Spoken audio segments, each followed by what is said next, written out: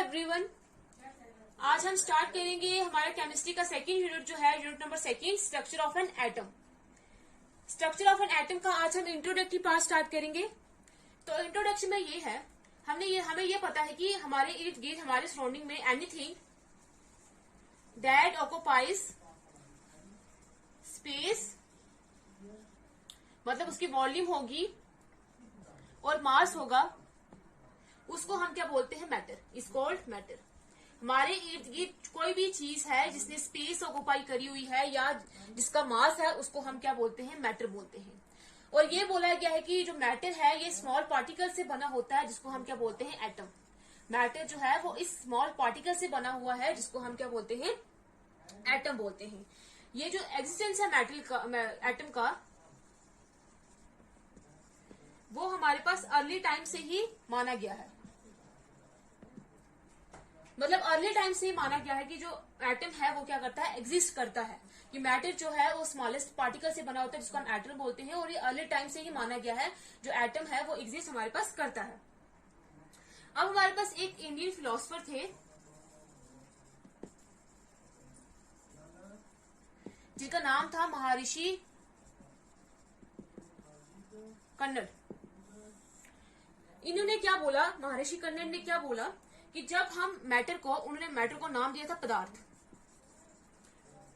उन्होंने मैटर का नाम क्या दिया था? पदार्थ। जब हम इस पदार्थ को, इस मैटर को, जिसका नाम उन्होंने पदार्थ दिया था, जब हम इस पदार्थ को क्या करते हैं? डिवाइड करते जाएंगे। क्या करते जाएंगे? डिवाइड करते जाएंगे। तो डिवाइड करके क्या होगा? हमारे पास ये स्मॉलेस्ट पार्टिकल्स में जो है वो डिवाइड हो जाएगा। स्मॉलेस्ट पार्टिकल्स में क्या हो जाएगा? डिवाइड हो जाएगा। और एक स्टेज ऐसी आएगी कि फर्दर इनकी जो डिवीजन है, ये स्मॉलेस्ट पार्टिकल की डिवीजन है, वो पॉसिबल नहीं होगी। तो इन स्मॉलेस्ट पार्टिकल्स को उसने नाम दिया था परमाणु। ये स्मॉलेस्ट पार्टिकल्स को उन्होंने क्या नाम दिया था? परमाणु। उन्होंने ये बोला था कि जब हम पदार्थ जो है हमारे पास, जो भी हमारे पास मैटर है जिसको उसने पदार्थ बोला था, जब हम उसको डिवाइड करते हैं, डिवाइड करके वो स्मॉलेस्ट पार्टिकल्स में चेंज हो जाएगा, डिवाइड हो जाएगा, जिसके बाद फर्दर डिवीजन जो है पॉसिबल नहीं होगी। फर्दर डिवीजन जो है पॉसिबल नहीं होगी। तो उसने उन स्मॉलेस्ट पार्टिकल को नाम क्या दिया था? हमारे पास परमाणु। सेम इरा में हमारे पास कुछ ग्रीक फिलोसफर्स भी थे। Greek philosophers Democritus and Leucippus. ये हमारे पास दो फिलोसफर्स थे, Greek philosopher Democritus and Leucippus. इन्होंने भी सजेस्ट किया था, इन्होंने भी ये बोला था कि जब हम मैटर को डिवाइड करते जाएंगे, जब हम क्या करेंगे? मैटर को डिवाइड करेंगे, तो मैटर जो है वो स्मॉलेस्ट पार्टिकल में डिवाइड हो जाएगा। और इतने स्मॉलेस्ट पार्टिकल में डिवाइड हो जाएगा कि फर्दर उसके बाद, उस स्टेज के बाद, वो हमारे पास डिवीजन जो है वो पॉसिबल नहीं होगी। फर्दर जो डिवीजन है वो पॉसिबल नहीं होगी जब हम मैटर को स्मॉलेस्ट पार्टिकल में क्या करेंगे? डिवाइड करेंगे।